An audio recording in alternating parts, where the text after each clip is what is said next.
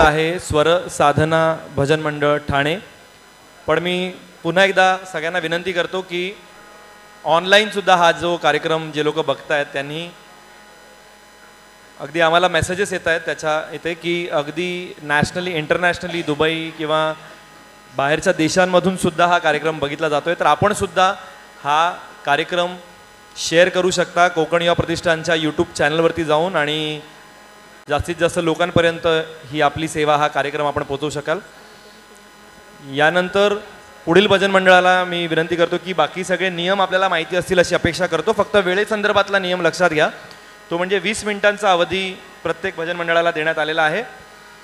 वेळेसंदर्भात शेवटची 5 मिनिटं राहिली इथे दर्शवण्यासाठी समोर हिरवा दिवा, 2 मिनिटं राहिले इथे दर्शवण्यासाठी पिवळा दिवा आणि वेळ संपली हे दर्शवण्यासाठी लाल दिवा. आणि समजा मध्ये जर लाईट गेली किंवा काही टेक्निकल प्रॉब्लेम आला तर तुम्ही तुमचं सादरीकरण सुरूच ठेवायचं आहे. तुम्हाला समोरून वेळेसंदर्भात सूचना दिली जाईल. तर तुमची वेळ तत्पूर्वी मला वाटतं एकदा जोरदार टाळ्या झाल्या पाहिजेत तुम्हा सगळ्यांकडून. आणि तुमची वेळ सुरू होते आता. नमस्कार. स्वरसाधना मंडळ ठाणे सादर करीत आहोत प्रार्थना जय जय रामकृष्ण हरी, रूपाचा अभंग, तुकारामांचा अभंग, गवळण आणि गजर.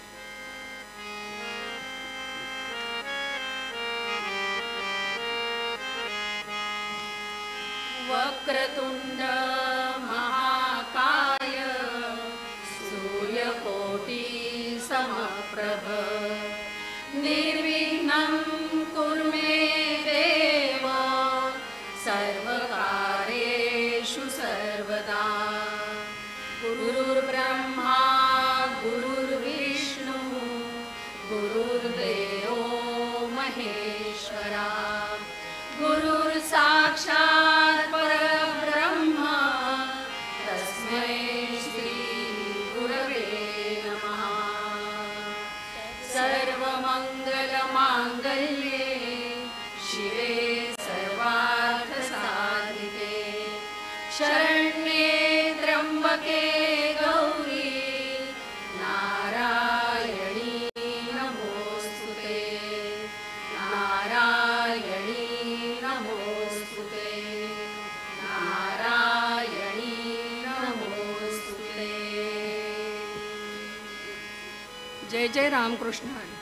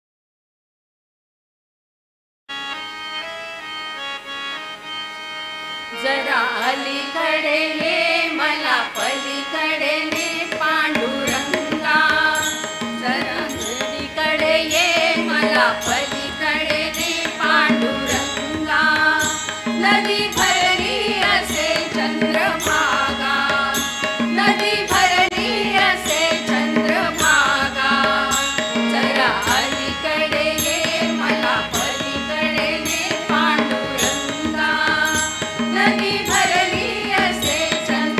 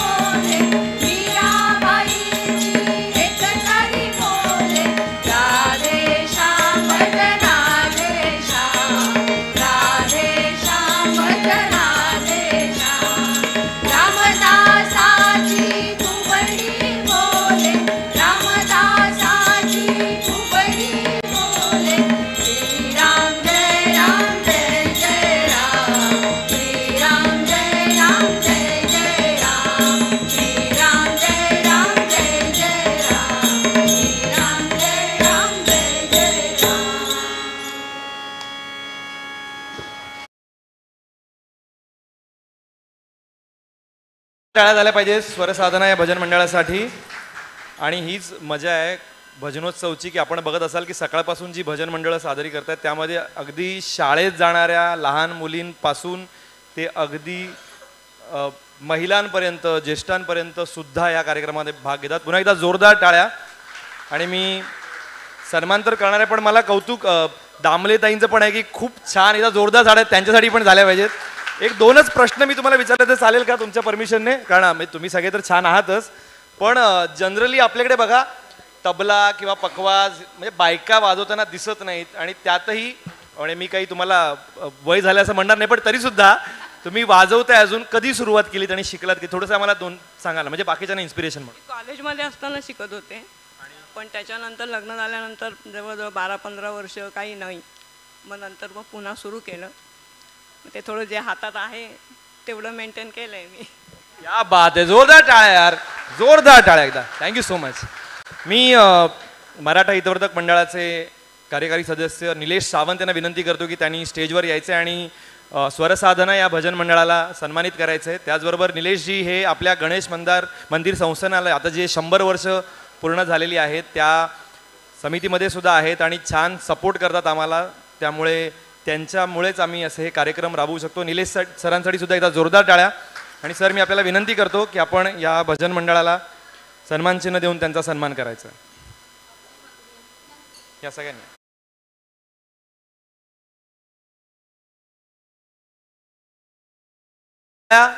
स्वरसाधना भजन मंडळ ठाणे आणि ह्या सगळ्या महिला आपलं घर संसार सांभाळून आपली ही जी परंपरा आहे भजनाची आवड आहे ह्या जपतायत. त्यामुळे जोरदार टाळ्या त्यांच्यासाठी झाल्या पाहिजेत.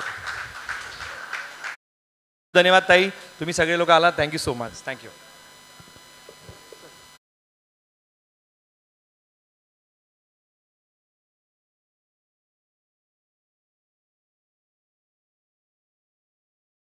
छान प्रतिसाद दिलात त्याकरता खरोखर मनापासून धन्यवाद. आणि आम्हाला दोन्ही वादकांची साथ अतिशय उत्तम लाभली. त्यांनी खूप मेहनत घेतली त्याकरता त्यांचे आभार. धन्यवाद. आम्हाला भजन सेवा सुरू करून 3च महिने झालेले आहेत त्यामुळे धन्यवाद खूप. Thank you so much. मी रोशन मोरे यांना विनंती करतो आमचे सदस्य ज्यांनी निलेश सावंत सरांचा सन्मान करायचा आहे. तर रोशन आपण स्टेजवर या आणि निलेशजी पुन्हा एकदा विनंती करतो की आपला सन्मान रोशन मोरे करतील.